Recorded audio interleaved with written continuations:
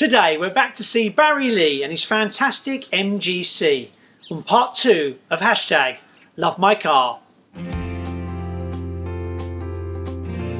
Welcome to Down at the Barns, following the story of people and their love of classic cars, everything from restoration to electric conversion. Please subscribe to our channel in the link below.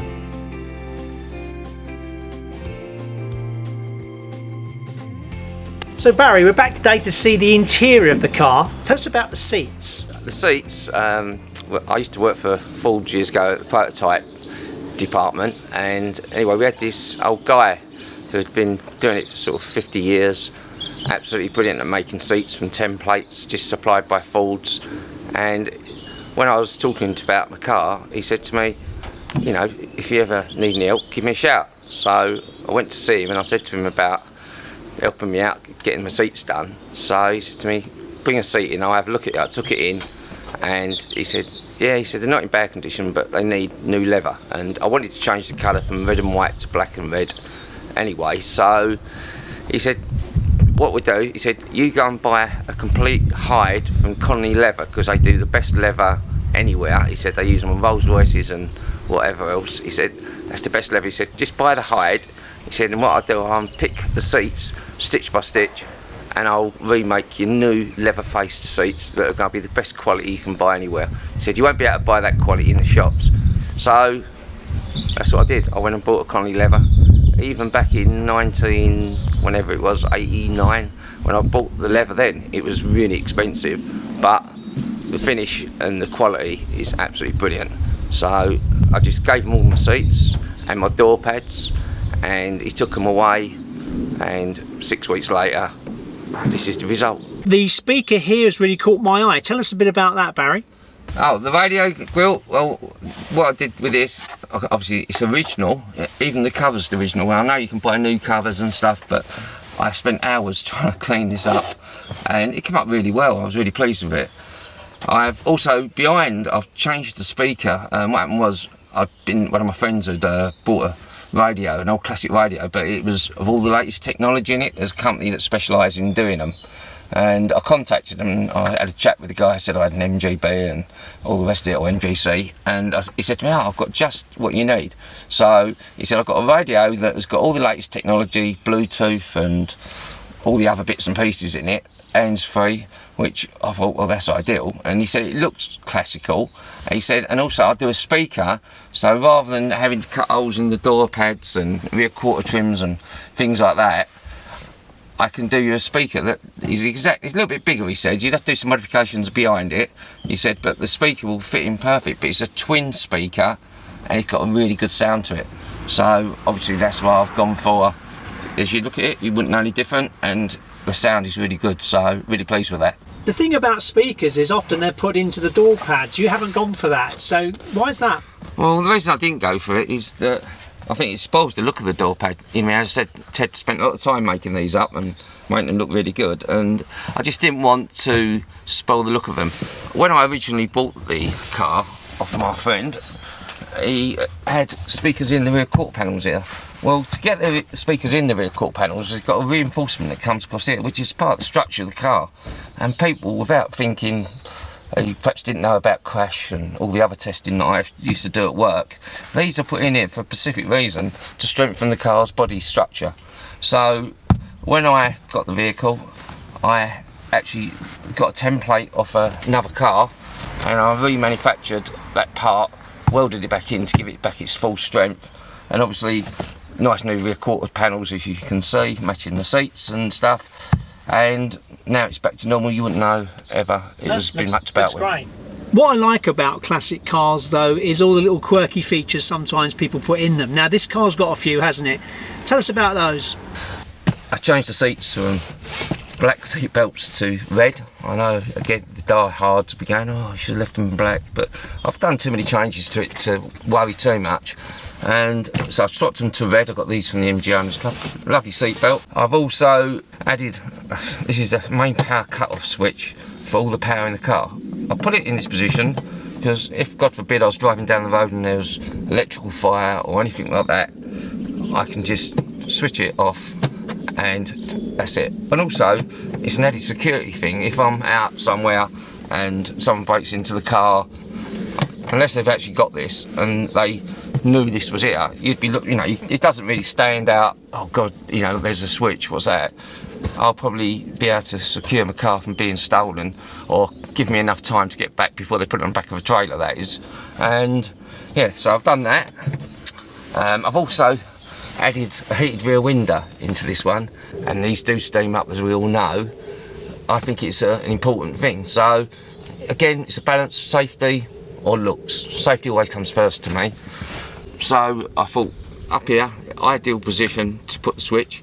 I bought this little switch and it fits exactly in the hole, and you just put it out and it illuminates as well, so when it's on, it's in my vision of eye, so I don't forget that the heated rear window's on, and I think it looks really good, really pleased with it. Right, Barry, show us this relay you've got inside under the bonnet. Well, what I've actually done, I've made a little bit of a new wiring harness purely to run the auxiliaries that take a lot of power from the vehicle. And what I've done, I've bought a fuse box, and I've also bought relays, and it's all again for the vehicle to last and not catch fire and all them sort of problems. So if you look down here, you've got a set of fuses, and what I've done, I've itemised each fuse. So all the things that take a lot of power, like spot lamps, and because I put high intensity headlamps in it and stuff like that, it draws more power, and it all comes through the switches and stuff. And doing that, you're looking for trouble, catching fire, and you know, I know it's a new wiring system, but it's all that extra power. It wasn't designed to be drawing years ago. Heated rear window I've put in. So with heated rear window, I've also put in a relay, which is over here. And as you can see, I've marked it up, so if ever I did get rid of it, someone knows what the relay's for. And these are all put in there for safety reasons, so if overheated, it will cut out. And down here, I've got my spot lamps, which are important, my main beam, and my headlamp. And also, I've done a modification on this one, and what I've done, I've turned this into a 2-speed heater. Well, normally, they're only a 1-speed, as everyone knows. And I knew they did a club kit, so I bought the kit. I must admit, it was absolutely a nightmare to fit. This box, good job I did it now and not at a later date. I've had that box in so many times, and what it is, the fan is obviously come from China, not made to spec how it should have been, and I've had to like really rework it inside. But again, because I'm using a 2-speed fan now, it's drawing more current. So to make the vehicle safe, I've actually put in a relay to protect the system doing it. If you have a look, this is all the loom, all the wiring. Again, I don't want to think after all this work catching on fire or having a problem. So by doing this, I think it's a good modification, and it makes the vehicle much safer. So if you want to be safe, put some relays in.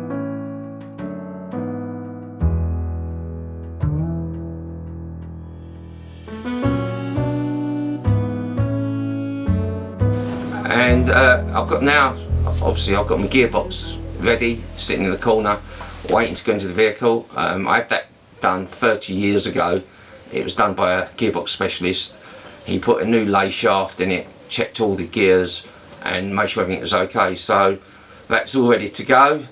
So it's really just waiting for Mike to get the engine ready. So let's go over to see Mike at Lowman Racing Engines. What do you think? Okay, Mike, yeah, over to you. This is Barry's crankshaft from his MGC, which is quite an older engine now, built to the older style, which is really heavyweight. So we've ground the crank, made it all straight and on size. On the rear here, this is where the oil seal fits, and there was a groove cut in there. So we've machined that out and repolished it so that when you refit it, it doesn't leak. It will then go on our balancing machine, and we'll balance it to make sure it's got no vibration. Then it's ready to fit the block. This is Barry's cylinder block, which we've had acid dipped to get it absolutely clean, as it was almost as it was made. It was worn, so we've rebored the cylinders and fitted a new iron liner, which we then rebore to suit a brand new piston, which brings it back to standard size. Using our specialist kit, we have fitted the cam bearings, as you can see, taking care to make sure the oil gallery is in the correct place. And just to test this, I usually just drop a drop of oil down the gallery, and then you should be able to see it coming out. There it is. So now we'll carefully pass the camshaft through the bearings, making sure we do not create any damage to them, as they're only a soft metal.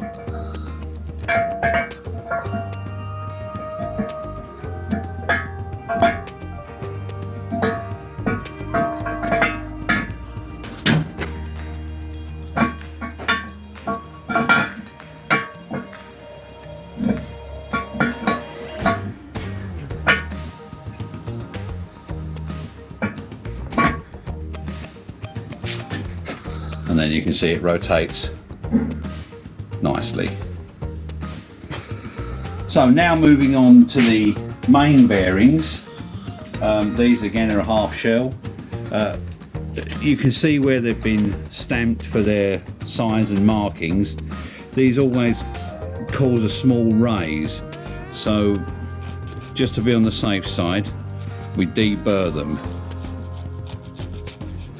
Make sure they're flat. Also deburr around the edges.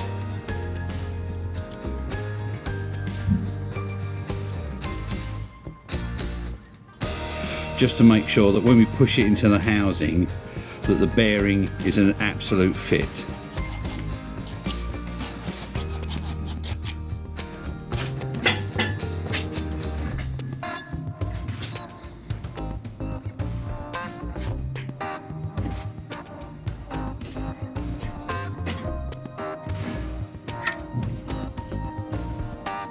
So I've now got to carry on and deburr all of them, so we'll carry on this a bit later. This is Barry's cylinder head, and it suffered some quite substantial cracking, so we've had it completely welded up and crack detected and heat treated afterwards. As you can see, I already removed the valve guides, and we'll now have to start machining to bring the surface back and the shapes of the chambers that have been welded.